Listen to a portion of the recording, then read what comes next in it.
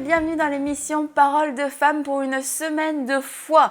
Nous avons identifié tuer les géants et parlé hier du fait d'avoir peur, de ne pas avoir peur justement et de ne pas avoir peur d'être déçu parce que Dieu n'est jamais notre source de déception. Et aujourd'hui, mesdames et messieurs qui nous regardez, nous allons rêver ensemble, nous allons croire pour des grandes choses car nous avons un Dieu qui est grand et quelquefois on rêve, mais avec certaines limites parce qu'il y a des choses qui nous paraissent tellement folles, tellement impossibles qu'on se limite même dans notre imagination. Mais aujourd'hui, j'aimerais que vraiment vous puissiez laisser Dieu vous donner le rêve qu'il a pour vous. Il y a un rêve qui n'a pas de limite, un rêve qui n'a aucune impossibilité. Nous voulons croire grand, nous voulons rêver grand et c'est le jour où Dieu va nous parler alors que Dieu élargisse l'espace de notre tente, hein, mesdames. Et comme je disais, quelquefois il y a des rêves qui semblent tellement fous que on se braque tout de suite, on se ferme et on prend même pas le temps d'y méditer. Oui, effectivement, Annabelle. Parfois, nous sommes confrontés à des choses qui semblent tellement grandes qu'elles peuvent nous dépasser. Et justement, quand ça arrive, il faut qu'on prenne vraiment le temps de se laisser remplir par la parole de Dieu, de se laisser remplir par la pensée de Dieu par rapport à ces différentes situations. Si on va dans la Bible, on se rend compte que c'était des personnes ordinaires, mais elles ont fait des choses extraordinaires. Elles étaient de la même nature que nous, elles n'avaient rien de spécial. Dieu a choisi ces personnes et elles ont juste dit oui à un moment. Elles ont vraiment accepté la parole que Dieu leur avait donnée. Elles ont accepté la vision de Dieu. Et ça a permis que ces personnes-là fassent des exploits et on en parle encore jusqu'à aujourd'hui. On peut prendre plusieurs cas. On peut prendre le cas d'Aurélie Tchatchou. Oui, par exemple. Par exemple, et même vous, hein, vous êtes des femmes de foi. Non mais sérieusement, je dis ça en rigolant, mais je rigole pas en fait. C'est que tu as dit dans une des émissions dans les semaines passées que toi-même, quand on t'a demandé d'écrire ta vision, tu as commencé à écrire une vision qui avait un rapport avec la télévision. Et je me dis, sortie de... Bah, là, aujourd'hui, c'est évident pour tout le monde, tu es là, bah voilà, c'est comme ça. Bah oui, mais ça, c'est toi, Aurélie. Mais quand on pense au moment où tu as écrit ça, de faire partie d'une télévision chrétienne, francophone, qui n'existe pas, ça peut sembler fou et dire, bah peut-être que je me suis trompée, tu vois, peut-être que c'était pas vraiment moi, pour moi. Oui, parce que... En ce qui me concerne, à ce moment-là, effectivement, ça n'existait pas. La télévision n'existait même pas. Et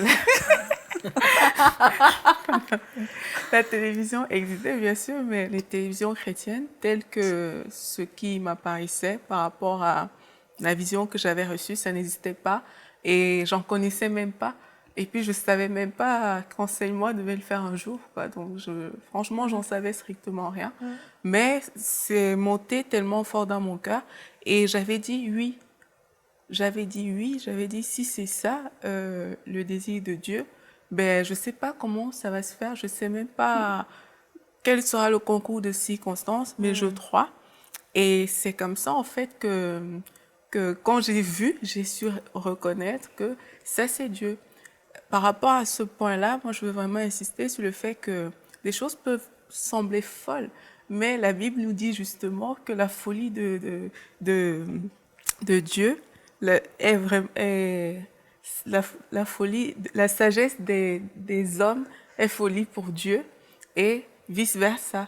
Donc, les choses peuvent nous sembler tellement, tellement grandes, mais aux yeux de Dieu, c'est rien. Mais c'est le même prix, hein, en plus, comme mon mari, Pasteur Joël, il dit souvent, vous pouvez rêver en noir et blanc ou vous pouvez rêver en couleur, mais c'est le même prix. Ça coûte pas plus cher, mais de la couleur dans les rêves. Et toi, ce que tu as reçu, c'était vraiment le rêve de Dieu. C'est ça qui est extraordinaire. Tu as reçu ça et tu as dit quelque chose qui est vraiment une clé. Tu as dit, j'ai dit oui. Alors, Dieu a déposé son rêve dans ton cœur. Tu as accepté. Et comme ça, ça a pu se réaliser. Exactement. Et même en arrivant ici, pour ceux qui ne savent pas, mais tu es arrivé ici pour faire quoi? Bonjour, moi c'est Annabelle. Là, c'était pour faire quoi à la base? Caméraman? Ouais, à la base, j'étais venue pour travailler dans l'équipe technique Ok, bah c'est ça, bah, tu travailles toujours dans l'équipe voilà, technique. Mais c'est par ça. contre, le volet de la télévision, comme quoi tu pourrais participer à des émissions, ça Non, n'avait ça, jamais ouais, été... ça, je C'est ça, savais t'étais même de l'autre pas. côté de la caméra Ouais, à exactement. l'origine. J'avais même pas vraiment pensé à ça dans ma tête. Je me disais, OK, je veux faire un travail de monteur vidéo, de réalisateur. Ça, c'est ça qui me parlait. Mais là, comme ça, j'avais pas pensé. Pour moi, c'était trop loin. C'était, bah bon, c'était loin. C'est formidable. Comme quoi, et Dieu a ouvert les portes pour t'amener ici dans un autre pays, dans une télévision chrétienne francophone, et en plus pour participer au programme. Et ça a été sans que tu forces rien, mais juste parce que tu as dit oui au rêve de Dieu qui semblait pourtant fou, où il n'y avait rien qui était fait, rien qui était accessible à ton niveau à ce moment-là. Et pourtant, Dieu l'a fait. Donc ça vaut la peine Exactement. de s'asseoir et puis de recevoir pleinement le rêve de Dieu. Oui, ça vaut la peine. Ça vaut la peine, en fait, de s'humilier devant Dieu et de laisser Dieu conduire. Il faut qu'on arrête de se battre avec nous-mêmes. Il faut qu'on arrête de penser que par notre propre force, par nos projets personnels, ça va marcher. Ça ne marche pas comme ça. Moi, je pense qu'avec Dieu, on s'humilie, on se soumet. On dit, Seigneur, tu as prévu quelque chose pour moi avant que je naisse. Tu me connaissais. Tu sais mieux que moi ce qu'il convient de faire pour ma vie. Alors, je veux recevoir ta vision. Montre-moi le chemin et moi, je vais juste suivre. Là où tu me conduis, c'est là où je vais aller. Moi, je pense que c'est ça, rêver, c'est ça en fait. C'est vraiment se soumettre et dire à Dieu, toi, ce que tu as prévu, de toute façon, c'est ça le meilleur plan pour ma vie. Il n'y a pas, il y a pas meilleure chose et c'est dans ces voies-là que je veux marcher. Tu vois- Ouais, pardon. vas-y.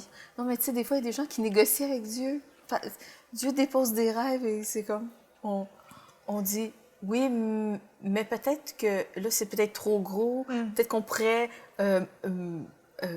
modifier ton Ouais. plan ou tu sais, essayer de négocier. Mais si Dieu a un plan au départ, puis comme tu dis, C'est c'est ce le que meilleur. Moïse a fait Pourquoi négocier quand pour Dieu moi? l'a appelé dans le buisson ardent. C'est ce que Moïse a fait. Il a essayé de négocier un peu avec Dieu dans le sens où il n'était pas convaincu qu'il en était capable parce il regardait à ce qu'il avait lui, il regardait à ses faiblesses, Ouais. à ses manquements, à tout ce qu'il n'avait pas, alors que Dieu lui voyait au-delà de tout ça. Hein. Ouais. Mais on va reparler des questions qu'on se pose justement. Il y a des questions de foi, des questions d'incrédulité. Mais juste, je veux revenir à Aurélie et aux autres. Mais par rapport au rêve, juste le fait de se positionner, même de manière physique, peut-être le temps de s'asseoir et de dire, ok, bah, vas-y Seigneur, déverse en moi ton rêve. Ça semble facile comme ça, mais quand Dieu commence à ouvrir nos yeux et à nous parler et qui nous dit des choses qui ont l'air vraiment folles quoi, sur nous, on se dit bah non, c'est pas moi, je peux pas, bah non, je peux pas faire ça. Et puis on a l'impression que c'est tout le temps un autre qui va être appelé à faire ça, qu'un autre est appelé à changer un pays, appelé à changer une ville, appelé à agir dans la société, même pour certaines causes sociales. Et je vois aujourd'hui, il y a beaucoup de ministères qui se lèvent et parce que Dieu leur a donné un mandat avec des causes sociales pour établir la justice de Dieu. Et je me dis, bah, si ces personnes-là n'avaient pas saisi le mandat de Dieu et n'avaient pas dit juste oui par la foi, il y a encore beaucoup de choses qui seraient pas faites, il y aurait encore plus d'inégalités, le royaume de Dieu serait moins avancé, mais quand c'est dans la vie des autres, on dirait que c'est toujours plus facile à accepter, mais si là, moi je dis à Evelyne, bah écoute, je pense que tu vas être la prochaine première... la prochaine reine d'Angleterre. Alléluia. Mon rêve. Bon, elle y croit, mince. Non, mais, dire, bah, tu sais, je crois mais que tu c'est vas te sûr, ça lever, paraît puis tu vas complètement changer une génération de femmes, tu vas les amener toute une génération à se lever, à être des femmes de foi, etc. Tu te dis, pourquoi moi, parmi toutes ces femmes? Il y a plein de femmes, et c'est moi, avec mes faiblesses, avec ma vie comme moi je la connais, qui vais pouvoir faire ça. Il semblerait que ce soit pas trop possible. Et juste le temps juste prendre le temps de recevoir le rêve et puis de dire oui, simplement, comme Aurélie l'a dit, bah, c'est déjà vraiment un grand pas parce que, en fait, tout le monde a un appel sur sa vie pour servir Dieu, pour faire des grandes choses, pour faire des exploits, pour changer le monde. Et et on le réalise vraiment pas. Moi, je pense que c'est parce que les personnes, parfois, pensent que Dieu ne parle pas. Et on pense que les gens qui ont reçu, c'est vrai, dans la Bible, on voit Dieu est venu, il a parlé à Abraham, mais c'est moi, j'ai pas entendu une voix qui venait me dire, voilà, tu vas aller faire la télé pour avoir ce rêve-là. Donc, il faut vraiment qu'on essaie de sortir de ça. Et la Bible nous dit que Dieu parle tantôt d'une manière, tantôt d'une autre.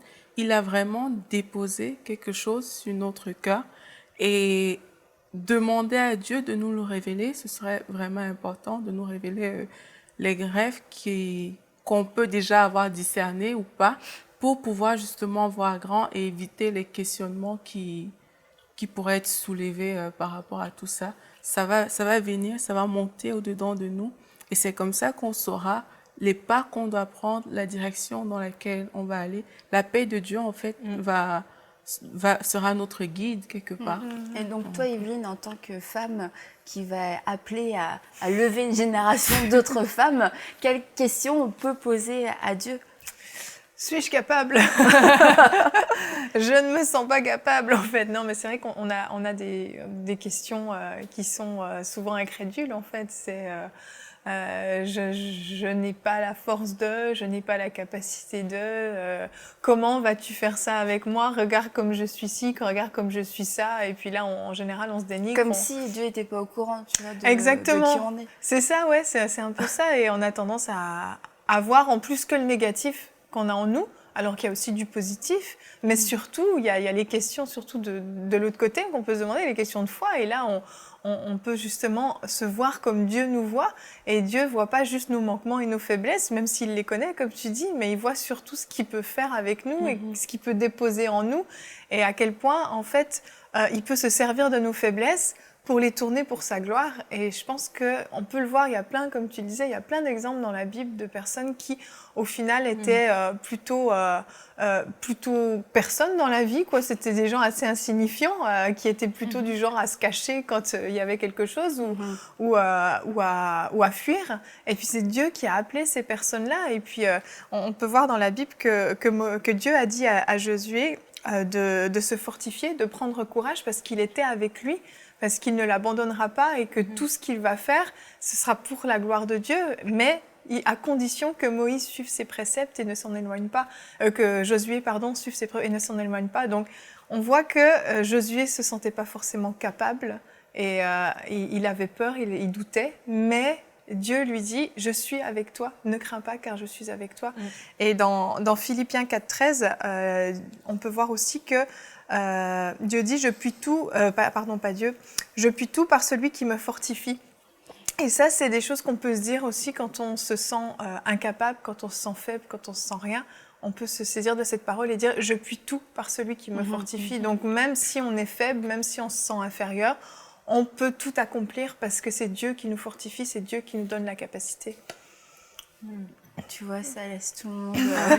Amen. Amen. Oui, c'est tellement vrai, oui, c'est ça, c'est Dieu qui nous qualifie. Quand Dieu nous dépose un rêve, puis on dit oui, puis après ça, c'est Dieu qui nous qualifie, même si, comme dans nos propres forces, on ne sent pas qu'on est capable d'accomplir les rêves de Dieu, c'est Dieu qui le fait à travers nous. Et là, on commence à penser comment est-ce que je vais réussir à vivre ces choses. On n'est plus dans la question mais pourquoi moi, est-ce que moi, qu'est-ce que moi je peux faire. On a passé cette étape. Ouais, c'est ça. C'est comme ça, je pense qu'il faut vraiment passer cette étape et cette étape-là, elle demande pas... elle demande rien du tout, en fait, si ce n'est de la foi et de dire oui. À partir du oui, on entre dans une autre étape, on entre déjà dans la conquête, on est déjà en marche, on est déjà en train de s'avancer pour que les choses arrivent. Et pour en revenir à l'exemple d'Aurélie, Dieu t'a parlé par rapport aux médias, tu as pris un cours concernant les médias. Oui, voilà. J'ai complètement réorienté. T'as passé à l'action. Parce que Ça, j'avais t'es pas allé déjà faire une école un d'infirmière. master, j'avais déjà fini mes études en fait en communication, j'avais déjà un master et j'ai changé complètement. Je suis allée me former avec des gens qui débutent, vraiment ceux qui finissent à peine le lycée. secondaire et qui débutent. Donc, j'étais vraiment comme une aînée par rapport à eux. Mais c'était un prix à payer. Et voilà, Dieu s'est juste glorifié parce que j'ai suivi, et ça m'a créé même des difficultés. Parce que les choses ont changé, je n'avais pas le droit de m'inscrire dans ce programme et tout. Mais je savais au fond de moi que si c'est dans ça que Dieu m'appelle, peu m'importe les difficultés que je vais rencontrer, il faut que je fasse ça parce que derrière, Dieu a un objectif à atteindre Dieu va avec ouvrir moi. les portes. Et c'est bien parce que tu es allé chercher une formation dans Dans ce le que domaine. Dieu t'appelait à faire. Tu n'es pas allé, comme tu dis, faire infirmière ou... Ou alors juste rester passive. Ah, ok, Encore. Seigneur, bon, ok. Bah, tu le feras si tu Si veux, tu veux. peut-être. Ça, T'ouvriras ça la nous paraît des porte. fois Ouais. tellement gigantesque qu'on ne sait même pas par où commencer et que finalement on fait rien et on attend justement que Dieu l'accomplisse Mais tu vois, il y a lui-même. quelque Et chose ça demande que- de se bouger des fois. Ça me fait vraiment penser à quand mon mari... en fait, quand Dieu parlait à mon mari, quand on était encore dans l'Ouest canadien, et qui a vraiment déposé le rêve de rejoindre la francophonie par les médias, qui a déposé ça dans le cœur de Pasteur Joël. Avant, je veux dire, pour lui, toutes les âmes étaient bonnes à être rejointes. Mais ceci dit, là, il avait reçu le mandat spécifique pour la francophonie. Et il n'est pas juste resté passif en disant « Ben Seigneur, tu le feras quand tu le feras. Il est allé en prière et il a dit « Ben Seigneur, qu'est-ce que tu veux que je fasse? Que veux-tu que je fasse? » Et tout de suite, ben là, si tu dis à Dieu « Qu'est-ce que tu veux que je fasse? » Ben certain, Dieu ne va pas dire « Ben rien. » Il a dit « Ben tu peux commencer par faire une émission de radio. » Il a dit « Ah! » Ben là, Joël il a dit « Ben ouais, ça, je peux faire ça. » Mais ça a été difficile. Il a accepté, mais c'était difficile. Il a passé à l'action. Ça n'a pas été sans défi, mais il est passé à l'action. Il faisait ça en dehors de ses heures de travail, avec un ordinateur qui savait pas trop faire fonctionner. C'était chez nous, ça lui donnait des maux de tête terribles. C'était tellement pas technique. C'était drôle. Puis c'était drôle, puis ça l'était pas. Là. Et c'est drôle parce que là, on en parle. C'est fini, ça fait des années. Mais sur le coup, il riait pas. Hein. Mais tout ça pour dire que Dieu ne méprise pas les C'est ça, faibles. faut Commencement, commencer c'était quelque part. l'obéissance. Et tu peux te dire, cette émission-là, il aurait pu se dire, bah, une émission, qu'est-ce que ça va changer dans la francophonie? C'est une petite émission, qu'est-ce que ça va faire dans la francophonie? Bah, ça fait que... Ça fait que ça existe encore, je crois que maintenant c'est 12 ans plus tard ou quelque chose comme ça, c'est Semences de la foi. Et puis ça fait que sa vision n'a fait que de La grandir. vision a fait boule de neige, en fait. Ça a juste expansionné avec... le rêve de Dieu a été déposé dans son cœur et une chose en amène une autre et en amène une autre. Et c'est ça, c'est quand Dieu dépose un rêve dans notre cœur, après on peut...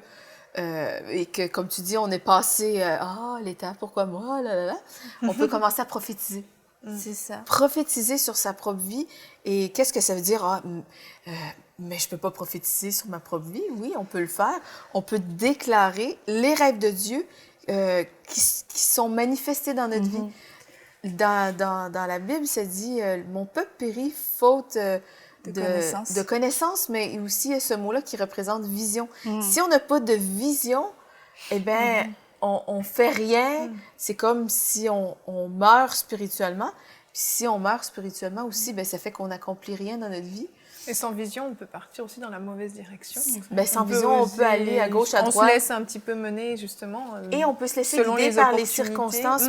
Mais là, lorsque Dieu a déposé quelque chose, comme toi, Aurélie, et tu as dit oui, on dit oui, mais là, on prophétise jusqu'à temps qu'on en voit la pleine manifestation. Il dit d'appeler à l'existence. Appeler à l'existence ces choses. Qui Oui, n'existent déclarer.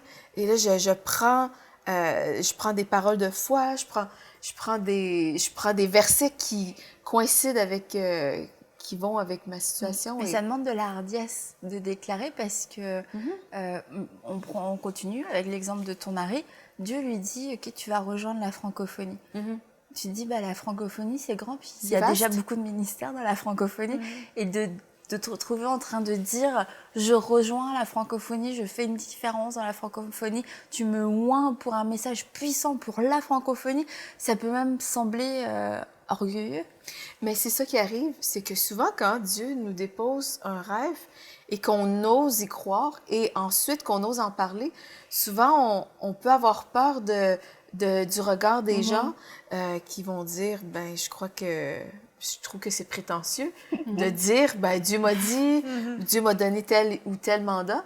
Mais quand on sait qu'on sait que Dieu nous a confié un mandat, eh bien, c'est certain qu'à un certain moment donné, on doit mettre de côté le regard des gens et surtout ce qu'ils vont dire. Et puis, c'est pas de je m'en foutisme, mais c'est plutôt de dire, ben, je craindrai pas les hommes, mais je vais plutôt craindre Dieu. C'est qui est de beaucoup préférable. Et c'est là qu'on peut commencer à activer le rêve de Dieu et de dire, ben, c'est pas de l'arrogance, mais c'est plutôt de l'assurance. Je sais que Dieu m'a parlé et je parle avec assurance et je parle avec autorité et je déclare avec autorité que ces choses viennent à la réalité. Et ben encore là, je crois que nous sommes présentement dans le rêve de Dieu. Et le rêve de Dieu n'est pas 100% accompli. Nous sommes en plein dedans et on va être dedans jusqu'à son retour parce que c'est une mission que Dieu nous a confiée et on dit oui, on dit oui pour l'accomplissement jusqu'à temps si c'est tout à fait, tout accompli et Dieu nous demande de faire d'autres choses, mais ça sera encore oui et ça sera encore à nous de verbaliser les projets de Dieu, dire oui, je crois que oui, il va y avoir la télé pour français. Pendant des années, mon mari a cru qu'il y aurait vraiment une émission de télé où il rejoindrait la francophonie, parce que dans son âme, tout son être, c'est un enseignant de la parole. Joël, c'est un amoureux de la parole. Pour lui, c'était toujours son rêve de dire, je vais enseigner la parole à la télé. Mais c'est ce qu'il fait, là, présentement. Et ça a commencé au début. Et ça aurait pu sembler arrogant il y a quelques années s'il disait, bah, tu sais, moi, je vais enseigner la parole dans une émission à la télévision. Et j'aurai une émission, c'est quand même... OK. Mais même à ça, quand on a décidé de diffuser nos réunions du dimanche matin sur le live, ben il y en avait qui le faisaient, mais pas tant que ça. C'était beaucoup plus commun aux États-Unis ou chez les anglophones. Ça fait qu'il y a beaucoup de gens qui nous ont regardés drôlement en disant, ben là, il se prend pour qui? Il se prenne pour qui? Voir c'est si glorieux. Mais c'était déjà de dire, ben je propage la parole via l'Internet. Puis après, ben est venue vraiment la télé, son émission. Puis je pense que Dieu a encore d'autres choses en réserve. Mais je veux dire, la francophonie, c'est vaste. Et Je me souviens, j'avais écouté un cours, il y avait Brian Houston de Hillsong qui parlait. Il disait au tout début, il voulait mettre international dans leur titre et les gens rigolaient parce que c'était comme ça n'était pas. T'es soit local avant d'être international.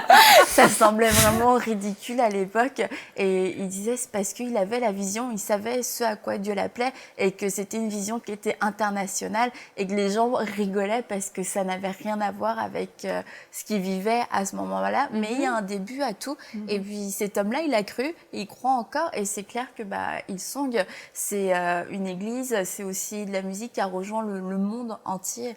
Et il y a ces choses qui reviennent dans notre cœur et puis il faut avoir le courage simplement de les accepter, de dire oui.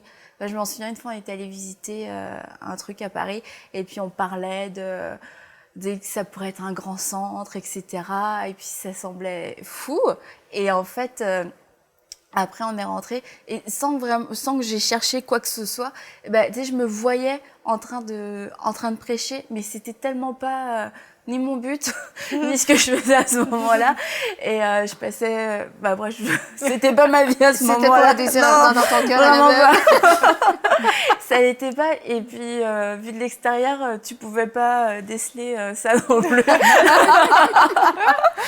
Ça je prouve me juste voyais... que c'était un rêve Là, mais je me voyais juste juste le faire et je me disais, mais pourquoi tu penses à ça? C'est trop bizarre. Et en fait, ça a grandi en moi. Et j'ai un ami m'a dit un jour, mais est-ce que tu sens l'appel pour prêcher? Et j'ai pas menti, j'ai pas vraiment répondu, mais mais je voulais pas le dire parce que ça me semblait vraiment orgueilleux. La différence entre moi là et ce que Dieu avait déposé dans mon cœur, c'était que il y en a un des deux qui se trompe, tu vois, c'est pas possible, ça va ensemble. Et la première fois que j'ai osé le dire à quelqu'un, j'ai dit je pense qu'un jour je vais prêcher. Et je m'en souviens, j'ai dit ça, c'était des gens vraiment gentils en plus, j'ai dit je pense qu'un jour je vais prêcher, ils sont restés me regarder. Et là, je fais finalement moi aussi c'est ce que je pense. C'est parfait. Voilà. Et je me dis c'est juste qu'un jour je me suis dit voilà, c'est ce à quoi Dieu t'appelle, donc soit tu résistes toute ta vie, soit tu acceptes aujourd'hui, et puis si tu acceptes, tu prends les pas qu'il faut pour y arriver, tu acceptes les étapes que Dieu met devant toi, et voilà, de fil en aiguille, on se retrouve ici à faire une émission, mais c'est certain qu'il y a 10 ans tu me l'aurais dit, j'aurais dit non, je pense pas, t'as peut-être des dons, mais t'as pas le don de discernement ni de prophétie. Et ceci dit, je veux dire, c'était ultra bénissante, vraiment. Et l'émission se termine. Donc...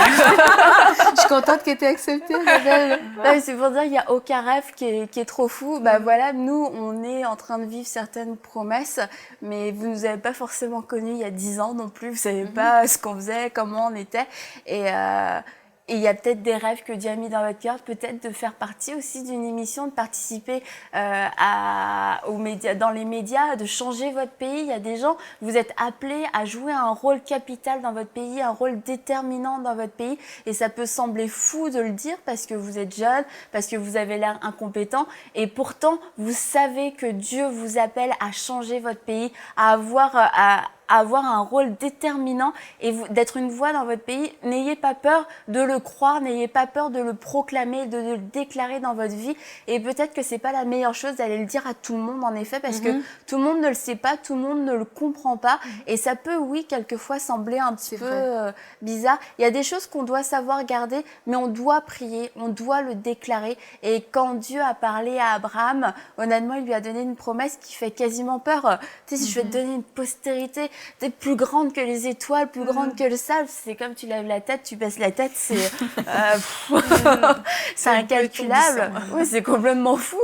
Et c'est le genre de promesses que Dieu nous donne, parce que c'est le genre de Dieu que nous avons, un Dieu qui a créé l'univers, un Dieu qui est tout puissant, un Dieu qu'on appelle le maître de l'univers. Et oui, il a formulé sur vous de grandes promesses, il a mis en vous de grands rêves. Donc comme Pasteur Joël dit, ne rêvez pas en noir et blanc, rêvez en couleur, ça ne coûte pas plus cher. Élargissez l'espace de votre tente, parce que Dieu veut faire des grandes choses au travers de vous. Alors juste simplement recevez ce rêve de Dieu, croyez que c'est possible, passez cette étape du oui, peut-être non. Dites oui et vous allez voir, Dieu va commencer à organiser les choses autour de vous, et déclarez-le, déclarez ces choses qui vous semblent folles. Dites, je suis ointe pour accomplir cette mission, je suis ointe pour accomplir ce mandat. Tu m'utilises pour abolir le trafic humain, tu m'utilises pour lever une génération de femmes, tu m'utilises pour une génération d'enfants aussi à secourir. Toutes ces choses qui vous dépassent, dites-le, formulez-le, et vous allez voir que Dieu va le faire au travers de votre vie. Envoyez-nous votre témoignage à paroledefemme@enseigne-moi.com.